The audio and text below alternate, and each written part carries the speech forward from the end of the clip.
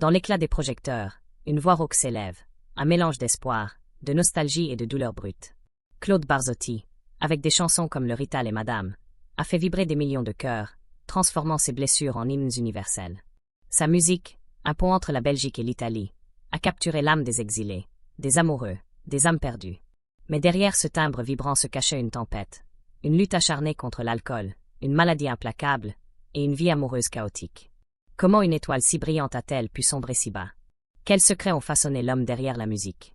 En 2025, alors que ces chansons résonnent encore sur X, dans les bars de Bruxelles et les souvenirs des fans, nous plongeons dans la vie tragique et passionnée de Claude Barzotti, un artiste qui a chanté ses vérités, même au bord de l'abîme. Restez avec nous pour découvrir un parcours où la gloire et la douleur se sont entrelacées, où chaque note était une confession, chaque concert une rédemption. Imaginez la Belgique de 1943, en pleine guerre. À Châtelineau, une petite ville ouvrière du Borinage, les cheminées des usines crachent une fumée épaisse, et les rues pavées résonnent des pas lourds des mineurs. Francesco Barzotti naît dans une famille d'immigrés italiens, où la vie est un combat quotidien. Son père, mineur dans les entrailles sombres des charbonnages, rentre chaque soir, le visage noirci, les mains calleuses, portant sur ses épaules le poids d'un labeur ingrat. Sa mère, gardienne d'un foyer modeste, maintient vivante la flamme de l'Italie.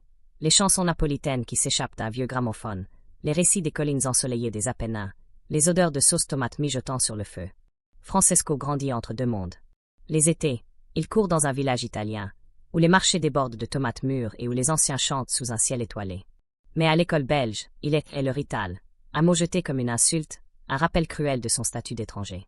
Les moqueries des camarades creusent une plaie profonde, une blessure qu'il portera toute sa vie.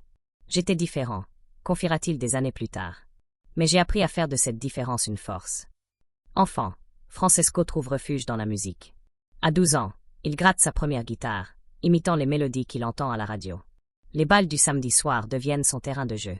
Adolescent, il se produit avec un orchestre local, sa voix déjà marquée par une émotion brute qui fait taire les foules. Pour survivre, il cumule les petits boulots. Il donne des cours de guitare dans des arrière-salles enfumées, répare des vélos dans un garage poussiéreux, pose des briques sur des chantiers glacés. Chaque centime est une victoire contre la précarité. J'ai grandi dans un monde où rien n'était donné, dira-t-il. À 20 ans, il enregistre son premier single, Vous, mes amis, un titre modeste qui passe inaperçu mais lui ouvre les portes du show business. Devenu directeur artistique chez Vogue Belgique, il apprend à décrypter les attentes du public, à sculpter un personnage de scène, à chanter sans filtre. Ces années de galère forgent une détermination farouche, une résilience qui deviendra le socle de sa carrière. En 1981, sa vie bascule avec Madame. Écrite à 20 ans, alors qu'il était mécanicien, la chanson naît d'un moment fugace, une femme croisée lors d'une pause déjeuner, son regard gravé dans sa mémoire. Retravaillée pour sa sortie, Madame mêle une sensibilité poétique à une voix rugueuse, un cocktail qui touche le cœur des auditeurs. Le single se vend à plus de 400 000 exemplaires, consacrant Barzotti comme un crooner romantique, un homme qui ose dévoiler ses failles. Mais c'est en 1983 que le Rital le propulse au sommet.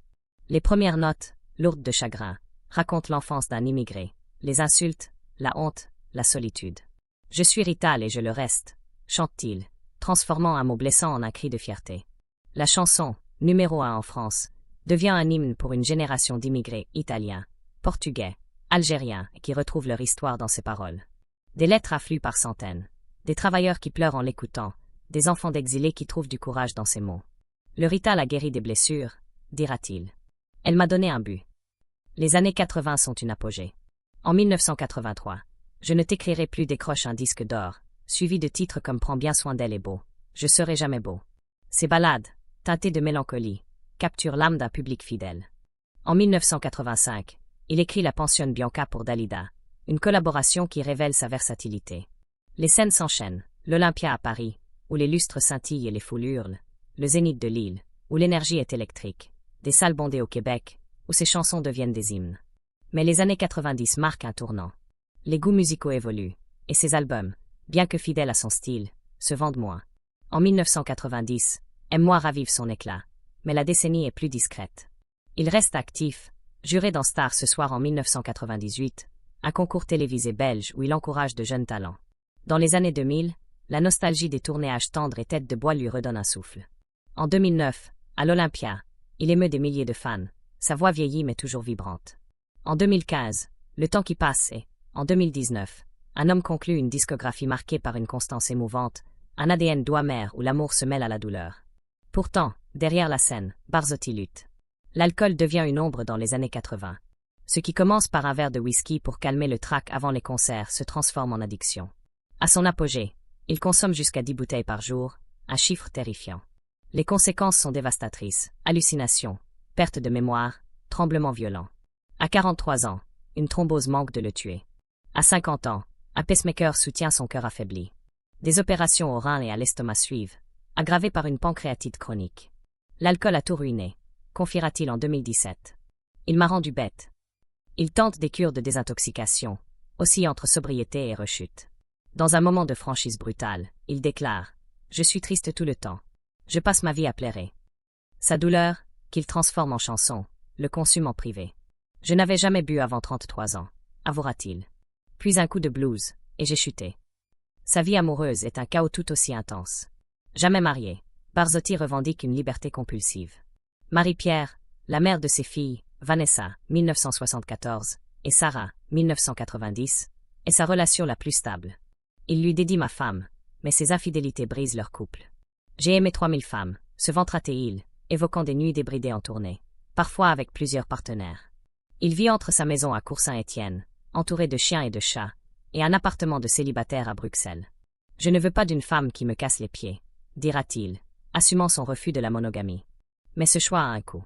Ses filles souffrent de son absence, et une accusation de viol en 1998, bien que classée sans suite, ternit sa réputation, surtout au Canada. J'étais un père imparfait, admettra-t-il, regrettant les blessures infligées. En 2020, sa pancréatite s'aggrave. La pandémie annule ses concerts, et son corps, ravagé par l'alcool, s'effondre. Je suis gravement malade, confie-t-il, décrivant des hospitalisations fréquentes et un cancer du pancréas qui se propage.